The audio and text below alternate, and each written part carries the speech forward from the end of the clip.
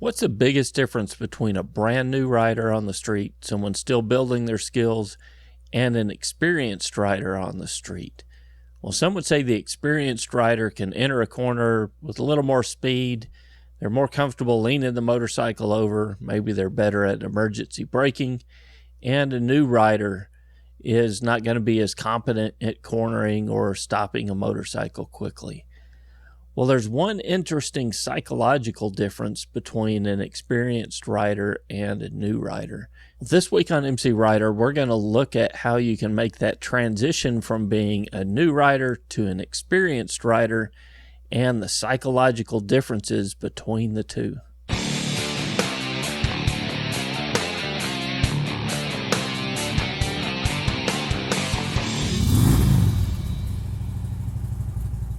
Hey, if you're new here, my name's Kevin. I'm the host here at MCrider. I host a weekly show. It comes out every Friday morning at 8 a.m. It focuses on road skills or road strategy to help make you a better rider. I hope you hit the subscribe button. So how do you measure a good rider? That's a very subjective question, and there's a whole lot of different skills that make up a good rider. Now, I'm a big fan of MotoGP, and I go to the races just about every year. The first year that I went was Marc Marquez's rookie season. Marc Marquez is a multi-world champion on the MotoGP level, one of the top racers in the world. But I was in the Honda tent, and they brought him in for an interview. I was standing about 4 or 5 feet away from Marc as reporters were asking him questions. And one of the questions he got was, what did he plan on doing after he retired from MotoGP? His answer was he wanted to get a motorcycle and maybe tour the world with his brother, just see some country and get his feel for touring on a motorcycle, which I thought was a cool answer. But his next statement was kind of funny to me. He said, but he would have to get his motorcycle license before he could actually do that. So one of the guys that's the fastest in the world out on the track doesn't have his motorcycle license and doesn't have a whole lot of experience riding a street bike. All of his riding has been out on the track. So if Marc were to get his license, there might be some road strategy kind of things that he would have to learn in order to be safer out on the road. So we may not all be good out on the track, but how do we determine if we're good on the street? There's one main difference, a psychological difference that I see between good riders and new riders or poor riders. And I've seen it teaching MSF classes as well. And I didn't really realize what it was until I heard this statement this week.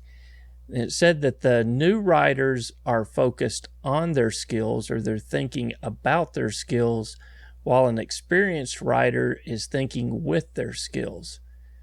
New riders thinking about their skills, experienced riders thinking with their skills. So what do we mean by that?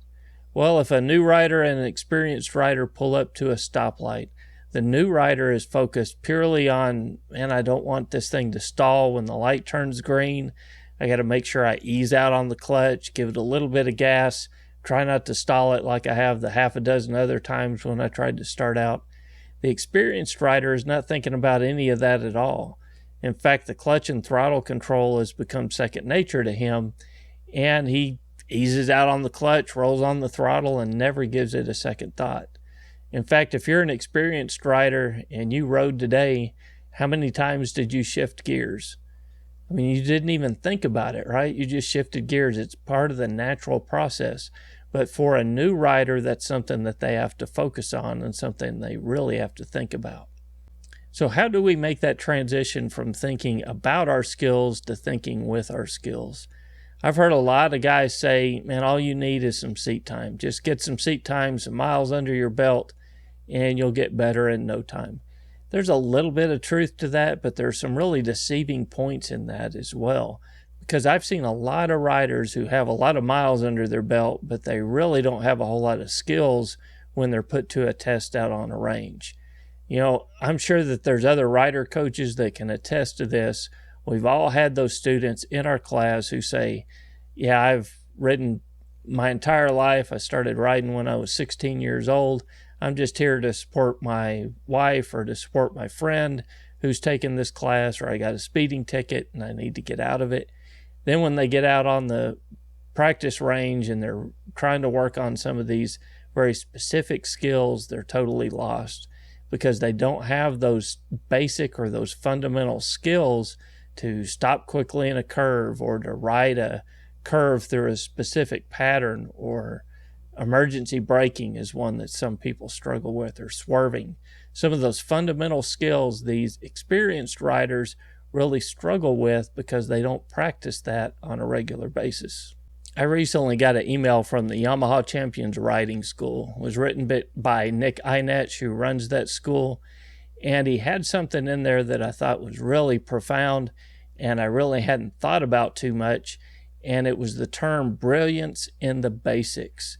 And where they came up with that term was one of their students who was a trainer in the Air Force. He trained Air Force pilots, and the Air Force was having issues with new pilots coming in and incidents that they were being involved in.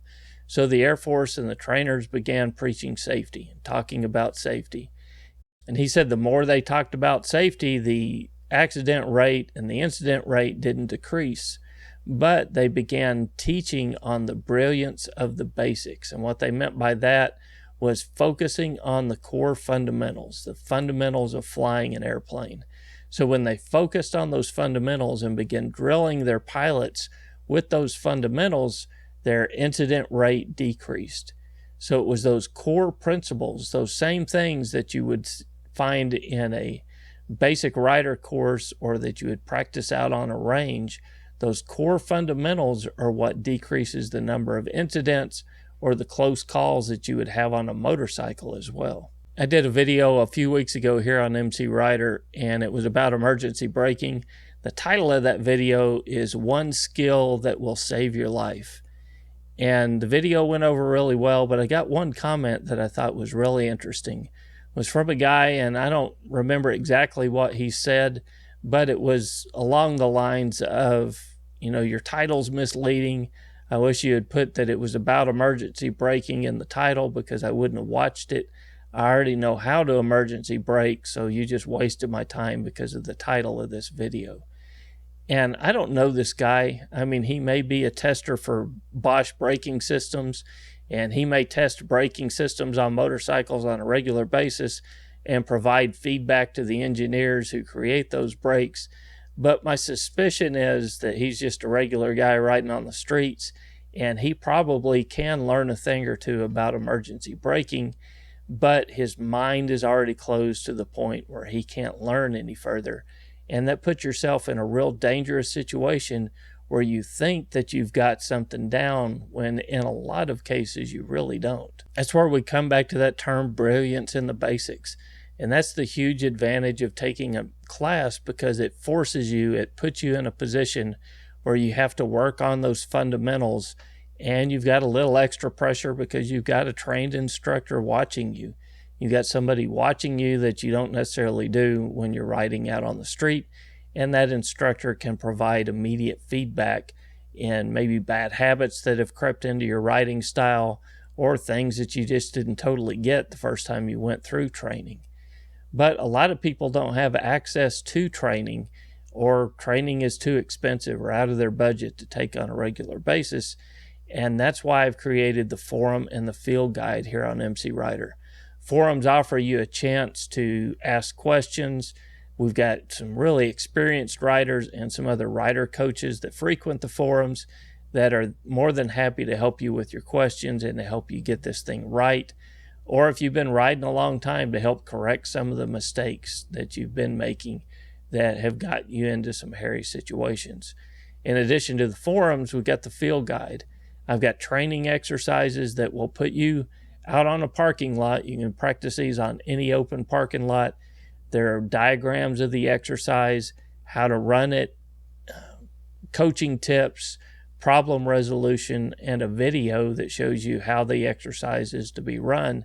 And that's going to put you in a specific situation on a parking lot where you're forced to practice some of these basics and develop that brilliance in the basics, those things that are going to keep you safe out on the street.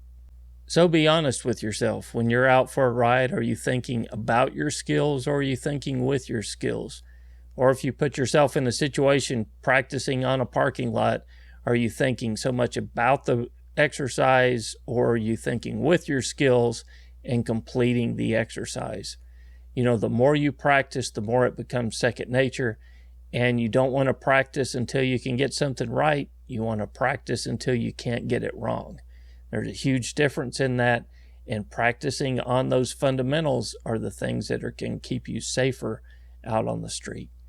I say all the time that I try to take training, and I've got something coming up. I think it's, October 8th with Eurocycle Sport. Tony, the owner, does a couple of these a year, track days. I'll leave some information about that in the description of this. If you'd like to come out on that Monday and do a track day with me this coming October 8th, I'll be out there as long as the weather's good, and it's a great experience. You can ride with other riders. They have two different levels, the classroom part or the more experienced track riders. I've done the classroom, and that's what I'll do again this time. They've got people in there to help you, figure your lines out and help you get the track situation figured out.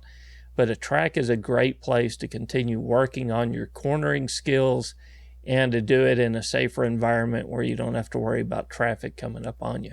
So if you'd like to take a training class with me, I'll be out there October 8th, and I'll leave some details about that in the description.